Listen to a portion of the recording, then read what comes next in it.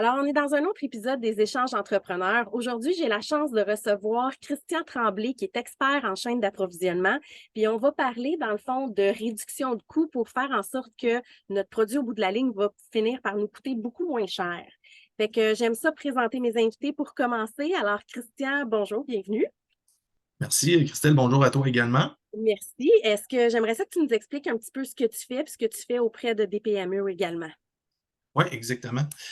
En fait, moi, ben, c'est ça, comme tu as mentionné, je suis consultant formateur en gestion de la chaîne d'approvisionnement depuis 17 ans, principalement dans la région Chaudière-Appalaches, là, parce que je travaille pour une organisation qui s'appelle Développement PME Chaudière-Appalaches. Euh, Notre organisation, dans le fond, nous, on aide les entreprises manufacturières de notre région à développer des nouveaux marchés. Mais aussi, pour développer des nouveaux marchés, ben, il faut être compétitif. Donc, on les aide également au niveau efficacité opérationnelle. Donc, on est une équipe multidisciplinaire. Donc, on intervient au niveau manufacturier vraiment, là, amélioration de la productivité, aussi au niveau chaîne d'approvisionnement, mon expertise. C'est très, très large, amélioration continue, tout ça. Et on a un autre volet, commercialisation et exportation, où on a des experts là-dedans qui vont aider les entreprises à définir leur marché et tout ça, que ce soit localement ou à l'étranger. Donc, c'est un petit peu ce qu'on fait. Et moi, ben, ma spécialisation m'a emmené les 17 dernières années à travailler beaucoup avec les acheteurs dans les entreprises de ma région. Puis les achats, bien, c'est quand même intéressant parce qu'une entreprise qui fabrique des biens, une manufacturière, Mhm. si par exemple, elle fait, mettons, 10 millions de chiffres d'affaires par année, ben, une entreprise dans la fabrication va toujours dépenser environ 45 de son chiffre d'affaires en dépenses d'achat de tout ça. Donc, une PME qui fait 10 millions, là, elle va faire des achats autour de 4,5 millions là, dans l'année. OK. Là-dedans, il va avoir des matières premières, il va avoir des produits d'emballage, il va avoir des fournitures, des pièces de toutes sortes, de la quincaillerie là, qui va rentrer dans la fabrication. Donc, la personne aux achats dans l'entreprise, bien souvent, là, le 45 du chiffre d'affaires d'entreprise va quand même y passer dans les mains. Donc, c'est important que ce soit bien géré, là. Donc, c'est mon travail, en fait, là, les 17 dernières années, là. Puis tu m'expliquais au début, dans le fond, avant qu'on rentre dans le podcast, que Oui, souvent, son rôle, c'est que tu allais regarder d'où provenaient les dépenses et de regarder oui, comment réduire ces dépenses-là. Parce que souvent, exact. c'est par nos dépenses à nous, quand on a des problèmes financiers, entre guillemets, c'est regarder à l'interne en premier qu'est-ce qui se passe. Fait que ça, c'est ton Oui, rôle. ouais, exactement. Moi, bien souvent, qu'est-ce que je vais faire, c'est que je vais regarder, bon, l'entreprise fabrique quel type de produit. Maintenant, je vais demander aux gens dans l'entreprise, bon, êtes-vous capable de me sortir vos achats par famille de produits les 12 derniers mois? Bien souvent, je vais leur demander de me mettre ça dans un fichier Excel en ordre décroissant. Puis, on va regarder famille par famille. Puis moi, je leur pose des questions à la suite de ça. Moi, je m'intéresse toujours aux mêmes trois éléments, là. OK? Les achats là, qui sont importants dans une entreprise, ben moi, je vais toujours, m'assurer que l'entreprise connaît bien l'offre dans le marché de cette famille de produits-là. Exemple, une entreprise qui fabrique des murs préfabriqués en bois ou des poutrelles de bois, ils achètent évidemment beaucoup de bois d'œuvre. Ben moi, je vais leur poser la question, OK, votre bois d'œuvre, là, bon, vous êtes une PME qui fait 10 millions de chiffre d'affaires, vous avez acheté pour 2 millions de dollars de bois d'œuvre les 12 derniers mois. Ben, vous avez combien de fournisseurs avec lesquels vous allez en soumission? Si l'entreprise me dit, ben, nous autres, on demande des soumissions à 2 fournisseurs, ben, il y a une lumière rouge qui va allumer parce que des fournisseurs de bois d'œuvre, des distributeurs, là, il y en a des dizaines et des dizaines au Québec. Donc, moi, ce que je vais toujours m'assurer, c'est que est-ce que l'entreprise fait assez jouer la concurrence dans le marché? OK. L'idée, c'est que on en connaît peut-être juste deux distributeurs, mais il faut connaître les autres. Puis il y a différentes façons de rechercher des fournisseurs. Il y a Google, il y a Icric, où des fois on peut poser les questions sur les médias sociaux. Puis par la suite, bien, on va rentrer en contact avec ces fournisseurs-là, on va s'informer, on va leur poser des questions s'ils répondent à notre besoin et éventuellement, on va leur demander des soumissions. Fait que si on demande des soumissions à 10 fournisseurs au lieu de juste deux, ça se peut qu'à quelque part, on ait des offres qui sont plus intéressantes. Mhm. Maintenant, il n'y a pas juste le prix, là, on s'entend, il y a la qualité, il y a le service, il y a les délais, mais ça, c'est une chose très, très importante. Faire bien connaître son marché puis faire jouer la concurrence le plus possible. Deuxième chose que je vais regarder aussi, c'est bon, les choses qu'on achète de façon récurrente. Ben, moi, j'ai déjà vu des entreprises qui allaient en soumission toutes les semaines avec des petites quantités, mais la semaine suivante, ils retournaient en soumission pour des produits pratiquement identiques. Donc, moi, dans ce cas-là, pour des besoins récurrents, je vais suggérer de travailler avec des ententes annuelles. On va aller en soumission avec un volume annuel. On va faire jouer la concurrence auprès d'un nombre de fournisseurs intéressants. Et par la suite, ben, on va concentrer notre volume auprès de peut-être un ou deux ou trois fournisseurs et non Mhm. 10, évidemment. Donc, ça, les ententes annuelles. Et le troisième élément qui est important, c'est euh, suivre le prix des matières premières dans le marché. Tu sais, là, tous les produits tangibles qu'on achète, que ce soit des vêtements, mais le vêtement, c'est du textile. Il va y avoir du polyester, du coton, mais il faut Mhm. suivre le prix du polyester et du coton dans le temps, parce que ça peut varier beaucoup dans une année. Les métaux, c'est la même chose. L'acier, l'aluminium, le métal, l'acier inoxydable, là, ça peut varier de plus ou moins 10, 20, 30 dans une année. Le bois d'œuvre, c'est pareil. Le plastique, les produits chimiques, c'est la même chose aussi. Fait que quand tu suis, dans le fond, les matières premières, mais ça te permet d'avoir un sujet de négociation quand tu vas dire, ben regarde, tu sais, ça, c'est le prix que tu me le fais, mais j'ai regardé, voici le prix, il a descendu beaucoup. Fait que ça te donne un pouvoir de plus aussi quand tu suis ces prix-là. Oui, puis je vais vous donner quelques exemples, là, Christelle. Là, puis, je pourrais passer le reste de la journée jusqu'à minuit à soir à relater des exemples comme ça, là, puis ça me fascine toujours, là, mais on va se garder juste quelques minutes. Là, mais à un moment donné, j'étais dans une entreprise qui fabrique des bottes de travail, OK.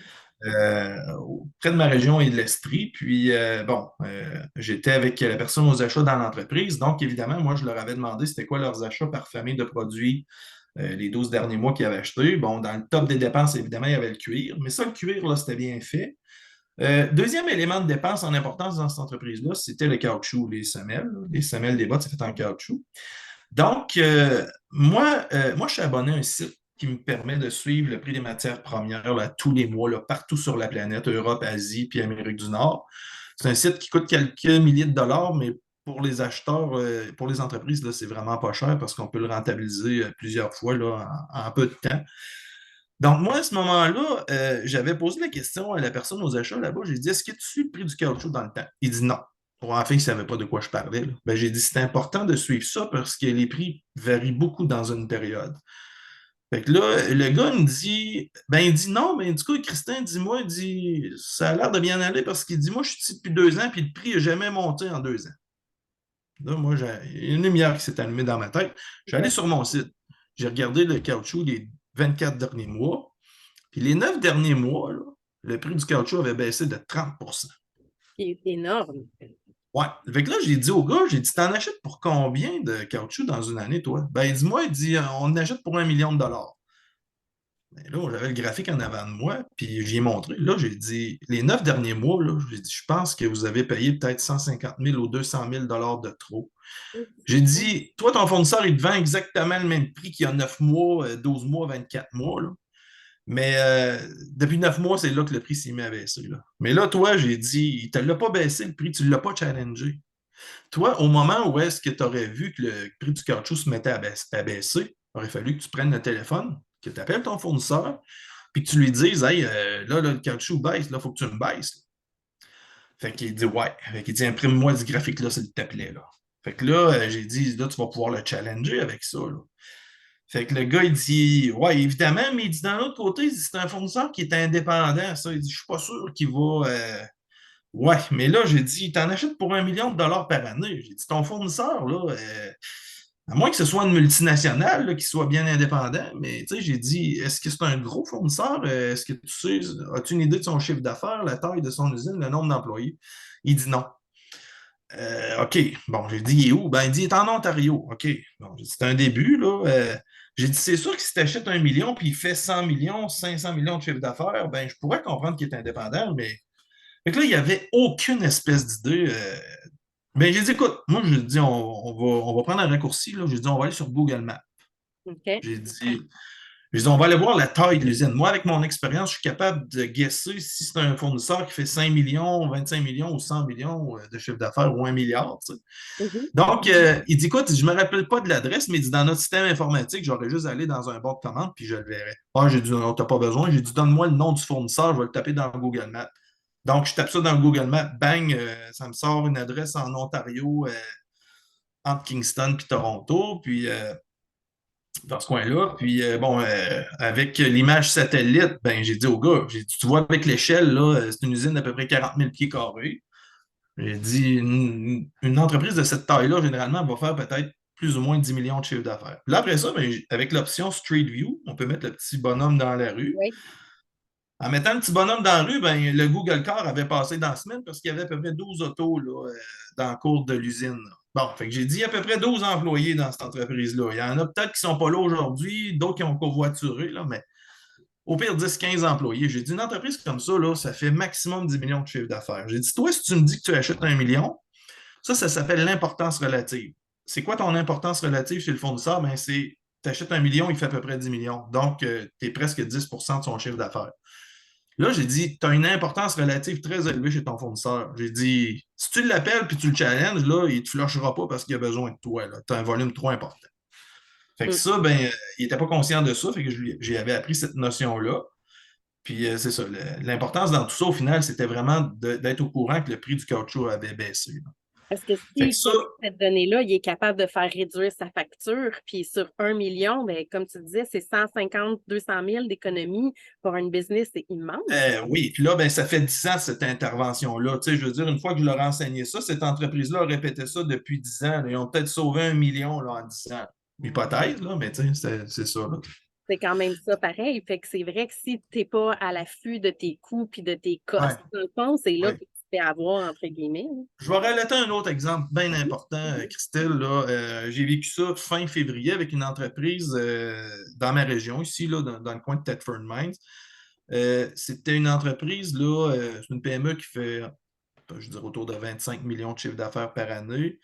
La personne qui était aux achats était quand même assez nouvellement en poste, puis j'avais été lui donner du coaching à la fin février, puis un peu le même exercice encore. Je leur avais demandé de me sortir leur achat en ordre d'importance, là, les 12 derniers mois, puis il y avait un produit qui était comme fait à base de métal, si on veut, Mhm. puis c'était un petit peu transformé. Il achetait ça via un importateur-distributeur qui, lui, importe de Chine, puis qui vend à des entreprises au Québec. Euh, fait que là, moi, le produit du métal, j'ai dit à la personne aux achats, j'ai dit, écoute, j'ai dit, je vais aller voir là, sur mon site, là, mais je pense que les produits métalliques en Chine ont beaucoup baissé. Avec la pandémie, là, les coûts ont explosé. Les prix des matières dans tous les domaines, ils ont vraiment explosé. Là. À partir de l'été 2020, là, 2021, ça a été débile. Début 2022, très fort. Mais à partir de l'été 2022, il y a eu comme un ralentissement. Puis, les prix se sont mis à rebaisser un petit peu. Là. Les métaux, là, puis même pas juste en Chine, mais en Amérique du Nord aussi, là, l'acier, tout ce qui est métal, tout ce qui est plastique, produits chimiques, ça a quand même baissé depuis l'été dernier. Donc là, ben, c'est ça. Moi, ce que j'ai dit à cette entreprise-là, j'ai dit, écoutez, j'ai dit, là, votre produit que vous achetez de Chine, là, regardez sur mon graphique, là, le prix a baissé d'à peu près 25 depuis 12 mois. Euh, fait que là, elle dit, Colin, elle dit, mon fournisseur, elle dit, il me vend exactement le même prix. Elle dit, j'ai placé une commande récemment, là, au milieu février. Mon fournisseur m'a vendu exactement le même prix que j'ai payé il y a 12 mois puis 14 mois. Là. Ouf, ben là, j'ai dit, ce qu'il y a dans le conteneur, si c'est tous des produits d'acier, là, je disais, quelque part, là, tu devrais payer relativement moins cher. Mais j'ai dit, là, il y a une autre chose super importante aussi qu'il faut prendre en ligne de compte, c'est que les coûts de transport de conteneurs en Chine, avec la pandémie, avaient vraiment explosé. Faire venir un conteneur 40 pieds de Chine à l'Amérique du Nord, avant la pandémie, là, avant, disons, février 2020, ça coûtait 4 000 US. À l'été 2020, il y avait. Bon, qu'est-ce qui s'est passé en 2020 avec la pandémie? C'est que les Québécois, puis bien des gens en Amérique du Nord, on ne pouvait plus aller au resto, on ne pouvait plus voyager, on ne pouvait plus aller au cinéma. Il y avait plus d'activités publiques et tout ça. Donc, les gens qui ont conservé leur emploi et qui continuent à avoir les revenus, qu'est-ce qu'ils ont fait? Ben, se sont achetés des spas, des piscines, des articles de sport. La demande a vraiment explosé. Là. Mhm. À l'automne de l'été 2020, il a trouvé un spa et une piscine, c'était ardu. Impossible. Même des vélos. Même des vélos, il n'y avait plus de vélos à un moment donné. Là. Puis à l'hiver, il n'y avait plus de raquettes, il n'y avait plus de ski de fond, il n'y avait plus rien. Bon. Mais ça, là, ces produits-là, là, c'est fait où? C'est fait en Asie. Ça. Même un spa qui est assemblé en Amérique du Nord, ben, les composantes, là, ça vient presque toutes d'Asie. Les véhicules récréatifs comme des motoneiges, des motoneiges ou des véhicules tout-terrain, même s'ils sont faits par BRP ou par Polaris en Amérique du Nord, Mhm. c'est juste l'assemblage qui est fait ici. Bien souvent, les intrants viennent d'Asie. Donc c'est ça, il y a eu vraiment une hausse accrue. Puis tout ce qui arrivait d'Asie, là, les conteneurs, là, à partir de l'automne 2020, les coûts ont explosé, ont été multipliés par 4 ou 5. À un moment donné, Et la demande? c'est ça, à un moment donné, ça coûtait presque 20 000 US faire venir un conteneur. C'était vraiment fou. Puis, à un moment donné, mais c'est ça, à l'été 2022, ça s'est remis vraiment à baisser. Mhm. Donc, je suis en train de m'étouffer. Ah ben, ça donne bien. J'ai une petite bouteille d'eau aussi. Et voilà, toujours en avoir une proche. Ouais. Euh, on va se sauver. Euh, donc, c'est ça. Lorsqu'on parlait de ça, Ouais. moi, ce que j'ai dit à la dame, j'ai dit, écoute, là, j'ai dit, le prix des conteneurs, là, ton fournisseur, là, il ne paye plus 20 000 US, là, parce que j'ai dit, depuis l'automne 2022, le prix d'un conteneur est revenu à autour de 4 000 US. Là. C'est plus 20 000 US comme ça l'a été pendant 2 ans. Fait que là, j'ai dit, non seulement ce qu'il y a dans ton conteneur devrait peut-être être autour de 20-25 moins cher, mais son coût de conteneur a baissé beaucoup. Fait que là, ce qu'elle m'a dit, elle dit justement, elle dit, moi, je dois passer une commande la semaine prochaine. Donc, elle dit, je vais vraiment challenger mon fournisseur. 2, 3 semaines après, moi, je n'avais pas une nouvelle. Puis, tu sais, comme je t'ai dit, je suis un gars très, très curieux. Après 3 semaines, moi, je pogne le téléphone, puis je la rappelle. Je Mhm. dis, et finalement, est-ce que tu as replacé ta commande? Hey, elle dit oui, elle dit merci, j'allais t'appeler. Elle dit, j'ai sauvé au moins 20 000 sur mon conteneur parce qu'elle dit, je l'ai vraiment challengé pour mon produit d'acier, mais aussi pour le coût des conteneurs. Elle dit, le fournisseur, il chialait un petit peu au début, là, parce que, tu sais, j'ai comme coupé un peu dans sa marge, là. C'est clair. Mais, mais bon, ils comprenaient, là, tu sais. Puis, fait que c'est ça, au final, ils ont sauvé 20 000 sur une commande. Mais là, dorénavant, là, toutes les fois qu'ils vont commander ça, ben, ils vont porter attention à ça. Ils vont suivre le prix de Mhm. l'acier dans le temps, puis le coût des conteneurs, là, tu sais.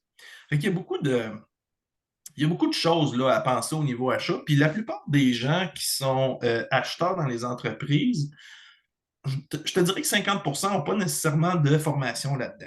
Mhm. Mhm. Ou de Fait que c'est ça. Fait connaissance que des chiffres aussi, là, parce que toutes les données que tu es en train de me donner, c'est pas nécessairement des données que les gens connaissent, surtout quand c'est des plus non, jeunes. L'expérience, non, c'est ça. c'est que tu peux avoir cette connaissance-là, mais c'est pas un fait acquis. Non, c'est ça. Puis, tu sais, bon, moi, mon site payant, il coûte 5 000. Il y a d'autres sources d'infos, des fois, qui sont gratuites, mais ne sont pas aussi complètes, ne sont pas aussi vérifiées. C'est ça. Mais avoir l'information, c'est super important quand même. Puis je reviens à ce que tu disais au début aussi, le fait d'avoir plusieurs soumissionnaires, ça fait qu'après, ben, il y en a peut-être qui vont prendre en considération, je reviens à ton exemple de caoutchouc, Oui, il y en a peut-être un autre fournisseur qui lui prend en considération, fait que s'il baisse, tu demandes pourquoi toi ton prix est plus bas. oui. Ah ben c'est parce que le prix du caoutchouc, tu sais, il y en a qui doivent être plus honnêtes, entre guillemets. Ah oui, oui, oui, oui. Mais il faut quand même pas mal les challenger, là. Tu sais, là j'ai raconté l'exemple du caoutchouc, j'ai raconté l'exemple là, du produit d'acier qui venait de Mhm, Chine, mais j'ai d'autres exemples aussi. À un moment donné, j'étais dans une entreprise à Québec qui achetait des mhm. produits d'aluminium. La personne aux achats, elle ne savait pas que le prix de l'aluminium avait baissé de 25 les 4 derniers mois. Puis à un moment donné, même chose dans une entreprise de plastique.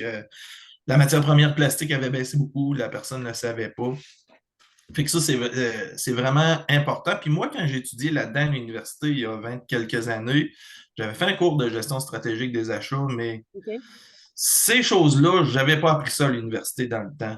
Puis c'était pas nécessairement dans les livres, là. Ça, c'est vraiment moi, en jasant avec des. Moi, quand je suis tombé comme conseiller chaîne d'approvisionnement en 2006, là, j'avais 6 ans d'expérience. Là. C'était pas beaucoup. Là, tu sais.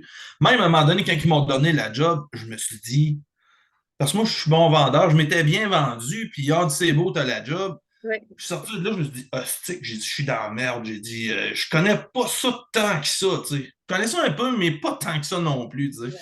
Il a fallu Fait que que tu là, ouais, fait que là, je me suis dit, bon, hey, je me suis dit, qu'est-ce que je pourrais faire pour. Moi, j'ai dit, il faut que je devienne hot au niveau approvisionnement, là, en pas longtemps, là. Fait que j'ai eu une idée de génie. J'ai dit, je vais appeler des responsables des achats d'entreprises manufacturières là, qui ont 20 ans d'expérience dans mon coin. OK. Puis, je vais me présenter, je vais dire que je viens d'être embauché à tel endroit, puis comme conseiller chaîne d'approvisionnement. Puis, Fait que là, je leur demandais, je dis, toi, là, dans ta carrière, là, c'est quoi les meilleurs coups que tu as faits là, pour réduire les coûts d'achat et tout ça? Fait que j'ai pris des notes.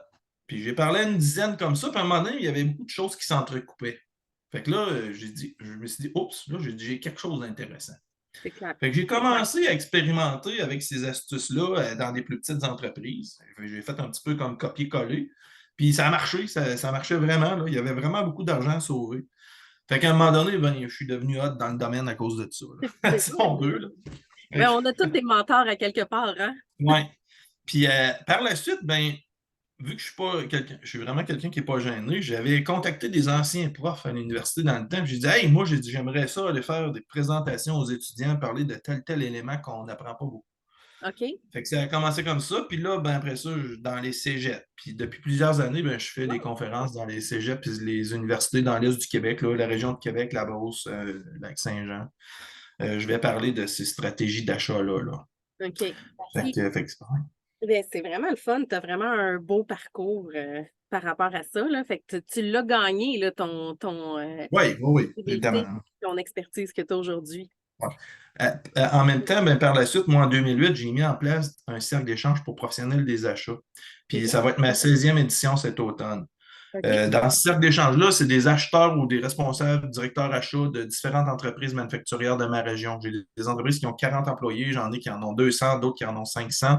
On se rencontre 4 avant-midi par année. Un petit volet formation continue là-dedans, mais on discute vraiment sur les meilleures pratiques d'affaires. OK. Donc, dans la salle, on a plein de personnes qui ont beaucoup d'expérience, différentes formations. Donc, ça, c'est super formateur. Fait que ça, ben, les 15-16 dernières années, j'ai continuellement appris avec ça Mhm. aussi. Fait qu'un Mhm. réseau de contacts, à un moment donné, ça vaut vraiment de l'or. Ça vaut de Ça nous l'or. permet d'apprendre. Ben oui, ben oui. Puis, tu sais, par rapport à ça, on parle de chiffres, puis on parle d'argent dans l'amélioration de la chaîne d'approvisionnement, mais c'est pas juste le seul facteur, il y a le facteur humain aussi est-ce que c'est quelque chose que vous regardez, les ressources humaines à l'interne de la business? Les ressources humaines, je te dirais que, ben, indirectement, oui, mais directement, on n'est pas des experts nécessairement en développement OK. organisationnel et ces choses-là. Il y a d'autres, on a un réseau de contacts là-dedans, là. Mais on ne touche pas tout à fait à ça. C'est sûr que des fois, des entreprises ont des postes à combler. Des fois, on va leur aider à définir un petit peu la description de poste, là. Mhm, mhm. Puis moi, ben, tu sais, je fais aussi du recrutement au niveau chaîne d'approvisionnement là, dans ma région là, parce que j'ai un gros réseau de contacts. Puis je connais bien ces carrières-là, ces professions-là. Donc, des fois, il va m'arriver de faire des mandats de recrutement là-dedans. Là. OK.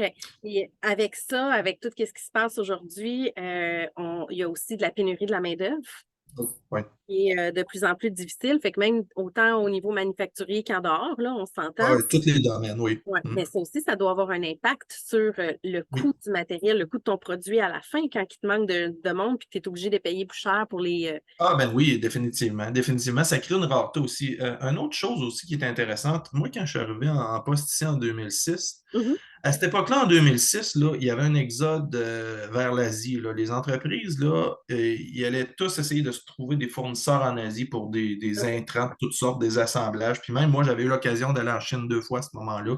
OK. Il y a plein d'entreprises qui achetaient différentes pièces, différentes composantes. Ils se disaient, ben là, tout le monde s'en va en Chine, mes concurrents y vont, ils réduisent leurs coûts. Si je veux être capable de continuer à compétitionner, je dois y aller moi aussi. Donc, Mhm, on avait accompagné des entreprises à ce moment-là en Chine. On avait fait 2 voyages, là, puis l'idée, c'était d'essayer de voir s'ils pouvaient se trouver des fournisseurs là-bas. Donc, j'ai eu la chance de visiter plusieurs usines. OK. Puis, bon, il y avait des entreprises qui trouvaient vraiment des fournisseurs, puis le produit rendu ici, là, il coûtait 50 moins cher, c'est moitié prix. Là. Ça fait qu'il y a eu un gros exode. Tu sais, dans le domaine manufacturier, là, en Amérique du Nord, au début des années 2000, ben, pas en Amérique du Nord, mais au Québec. Moi, je viens de la région Chaudière-Appalaches. Puis, dans les années 80-90, on avait une trentaine d'usines de confection de jeans, nous autres, dans la Beauce. OK. La Beauce, c'était presque la région qui produisait peut-être 70% des jeans en Amérique du Nord à une époque. Là. Puis moi, j'avais commencé à travailler là-dedans comme étudiant, le soir, l'été, tout ça. Puis c'est ce qui m'a donné la piqûre pour la gestion manufacturière. Ça. Puis on avait 30 usines de confection, si ce n'est pas plus. Aujourd'hui, il n'y en a pratiquement plus, il en reste 2 ou 3. Là. Puis ils sont dans vraiment des niches là, particulières. Là. Le reste, ben, c'est toute partie en Asie. Là.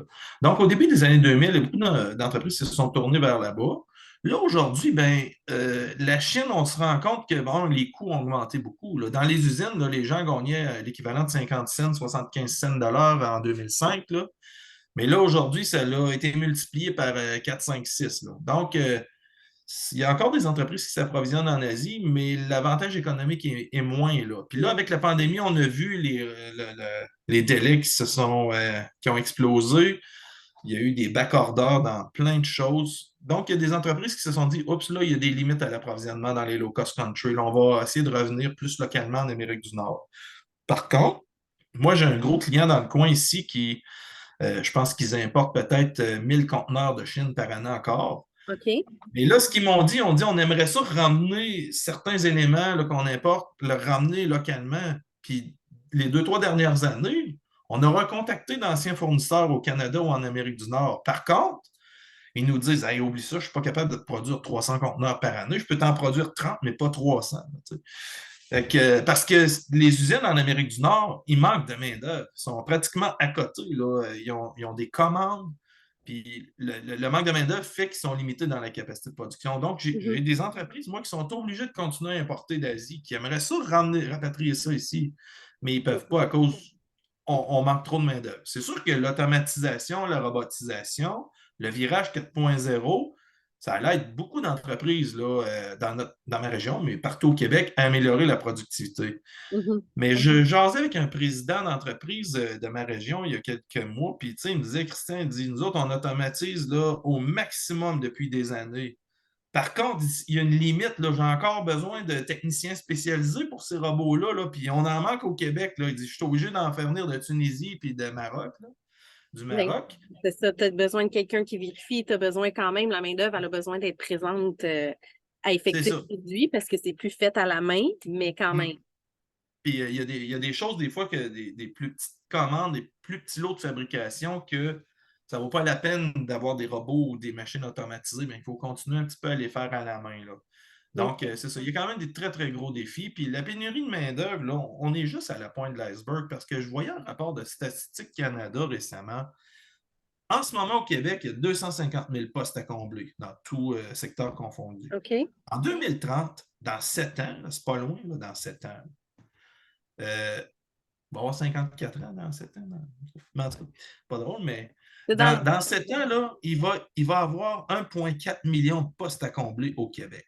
On en a 250 000, là, mais ça va être 1,4 million. Puis ça, mais quand on regarde les courbes, c'est ça, quand on regarde la courbe de répartition démographique au Québec, là, c'est un champignon. Là. Les baby boomers sont très, très nombreux. À chaque année, il y a des gens autour de 65 ans qui prennent leur retraite. C'est 120 000 personnes au Québec. Puis les nouveaux travailleurs dans la vingtaine là, qui viennent les remplacer, c'est peut-être à 70 000 personnes. Ça fait plusieurs années que c'est comme ça, puis ça va être comme ça encore pendant plusieurs années.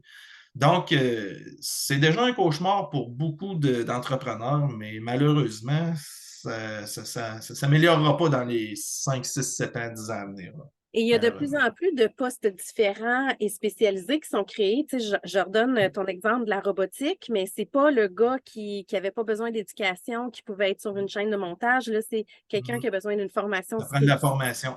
Fait que c'est vrai que Oui, ça donne une rareté qui est plus difficile à oui. combler aussi. Fait que j'ai peur de voir que ça va être dans une couple d'années. Non. Puis même les emplois non spécialisés, moi, dans ma région, là, pratiquement toutes les usines qu'il y a, là, parce que moi, je suis originaire de la Beauce, là, dans la région de Chaudière-Appalaches, mais j'habite dans la région de Bellechasse depuis 16-17 ans. OK? Puis que ce soit Beauce-Bellechasse, les deux régions une à côté de l'autre, il y a des affiches partout, nous embauchons. Là, il manque de main-d'œuvre à tous les niveaux.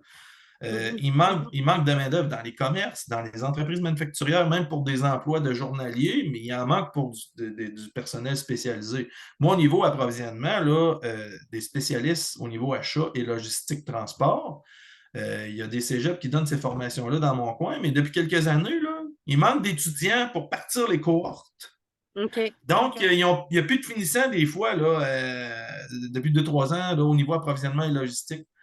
Parce qu'il y a tellement de jobs que les gens, des fois, ils ont commencé leur cours, mais ils se font offrir une job tout de suite et qu'ils ne le terminent pas, Ils puis ils terminent même pas travaillent. leur formation. Puis c'est comme ça dans beaucoup, beaucoup, beaucoup, beaucoup de domaines. Je vois ça même en Oui, électricité, tu sais, il y oui, a plein de programmes comme ça que c'est le même principe. Il manque tellement de main-d'œuvre qu'ils vont les chercher carrément à l'école, puis ils oui. terminent pas leurs études.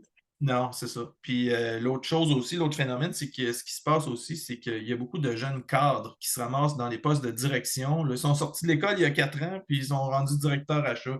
On n'aurait pas vu ça il y a 10, 15, 20 ans. Là. Avant d'être directeur, tu devais avoir fait tes preuves pendant 10 ans, 15 ans. Mais là, il manque tellement de monde qu'il y a des gens qui se ramassent avec des gros postes avec des grosses responsabilités. Là. Ça ne veut Ouais. pas dire qu'ils sont incompétents, mais Non, mais qui tu sais, sont peut-être pas rendus à ce champ d'expertise-là. non, c'est ça. C'est sûr que pour les professionnels, ça amène quand même des belles opportunités. Moi, quand je suis sorti de l'université en 2000, là, j'avais étudié en administration, j'étais spécialisé au niveau chaîne d'approvisionnement puis gestion des opérations. En 2000, là, on sortait de l'école. Moi, je m'étais trouvé un job 3 semaines avant de terminer. Là. OK? Mais dans ce temps-là, ce qu'on se faisait dire, c'est qu'aussitôt que tu as une offre, tu acceptes, même si ça ne fait pas ton affaire. Là. Et là, Maintenant, il y a aujourd'hui, c'est tellement de plus ça. choix. Ah oui, quand même. Quand Et même. je pense que aussi la qualité du travail, pas la qualité de vie a priorisé la qualité ou le choix du travail. Tu sais, souvent, on va focuser travail-famille. Il y a beaucoup de monde qui commence à travailler à temps partiel, chose qu'il n'y avait pas il y a une couple d'années. Là, c'était vraiment travail, travail, travail, travail. Maintenant, les gens misent beaucoup sur la qualité de vie, encore pire, ben pas pire, mais les plus jeunes sont élevés là-dedans. Fait que ça fait un marché du travail, un paysage, un portrait qui est vraiment différent de ce qui était il y a une couple d'années. Totalement. Puis, tu sais, comme je te disais, ben, vu que je fais du recrutement aussi, il m'est arrivé de combler des postes, moi, les 24 derniers mois, avec des gens qui étaient prêts à changer de job. Responsabilité égale, salaire et conditions égales. Mais des fois, parce que j'affichais des postes où l'entreprise permettait, par exemple, 2, 3, 4 jours de télétravail par semaine. Les gens me disaient, regarde, moi, où est-ce que je travaille depuis que la pandémie est terminée? Le patron voulait qu'on revienne au bureau où il nous permet seulement une journée en télétravail. Moi, j'aime ça en faire 3 jours parce que je sauve une demi-heure de route le matin, une demi-heure l'après-midi, puis ça me fait un petit peu plus de temps à la maison avec les enfants quand il y a des problèmes et tout ça. Il y a plein de gens qui vont quitter des emplois pour faire plus de télétravail. Fait que c'est super important, là, les entrepreneurs qui peuvent le permettre, Mhm. bien, c'est vraiment à leur avantage de le faire, là, parce que moi, j'ai comblé plein de postes les 24 derniers mois, dans ma région, mais aussi partout au Québec, des gens qui vont changer de job pour le télétravail. Fait que c'est rendu à toutes les fois qu'un employeur me contacte et qui me dit OK, Christian, voici ce que je recherche, voici la fourchette salariale que j'offre. Moi, ma question, c'est est-ce que vous permettez du télétravail? Il y a des fois qui vont dire, ah oui, nous autres, il n'y a pas de problème. La personne peut venir juste une journée par semaine au bureau, puis si cette semaine-là, elle ne peut pas, elle travaillera de la maison. Tandis qu'il y en a d'autres qui vont dire, ah, nous autres, on n'aime pas ça. On peut permettre une journée ou deux. Ben, ce que je leur dis toujours, c'est, OK, c'est correct, une journée ou deux, c'est mieux que rien, mais ça va être plus difficile. Moi, si vous permettez 3 ou 4 jours de télétravail, ben, au lieu que je vous fasse suivre 4-5 CV, là, ça va être 8-10. Oui. C'est comme ça. Là. Parce que la Fait qualité que de vie a primé sur tout le reste. ouais. Puis même, tu sais, un client qui me dit, OK, moi, j'ai tel budget au niveau salarial, des fois, il va y arriver que les employeurs, je vais leur dire, là, votre fourchette salariale est en bas du marché. Là. OK. Mais s'ils me disent, ben moi, je permets 4 jours de télétravail par semaine, OK, je vais leur dire, OK, votre salaire est un petit peu bas, mais avec le télétravail, je vais intéresser des gens. Mais OK. s'il n'y a pas de télétravail, je vais carrément pas prendre le mandat si ça ne fait pas. Là. Ça va jusque-là. Là. Parce que c'est la nouvelle réalité. Oui, oui, oui, carrément. Carrément. Mettons en conclusion, parce que ça va vite, hein? Oui. Si tu avais un conseil à donner à une compagnie qui est justement, qui a une chaîne d'approvisionnement, si tu avais juste une chose que tu pouvais leur conseiller, ça serait quoi? Je leur dirais, si ils connaissent, tu sais, les trois principaux éléments que j'ai parlé au début, Mhm. là, l'importance de connaître l'offre, faire jouer la concurrence, super important. Deuxièmement, travailler avec des ententes annuelles pour des besoins récurrents. Puis troisièmement, c'était l'importance de suivre le prix des matières. Oui. Ben, ça tournerait, je peux pas en dire juste un parmi ces trois-là, c'est ces trois-là. S'ils n'ont pas de connaissances là-dedans, ben, qu'ils contactent des experts en gestion des approvisionnements. Comme toi. Euh, ben, comme moi ou d'autres, là, mais ça va être vraiment rentable. Là, parce que, tu sais, des fois, en quelques heures, on peut mettre le doigt sur différentes petites choses puis amener des gains qui se comptent en dizaines, voire centaines de milliers de dollars. Là. Ça, ce serait le meilleur contact. Le meilleur conseil. Beaucoup. Puis si on veut te rejoindre, Christian, on fait comment? Sur le site web de mon employeur, DPME, www.dpme.ca. Sinon, je suis sur LinkedIn, là, je suis très présent sur LinkedIn. Ou mon cellulaire qui est le 418-951-0842. Là, il est aussi sur notre site web. Ça me fera très plaisir. Excellent. Un gros merci, Christian. Une demi-heure, ça Merci à passe toi aussi. vraiment vite parce que tu as parlé d'un paquet d'affaires super intéressants. Fait que je te remercie beaucoup pour ton temps. Merci à toi également. Salutations. Bye.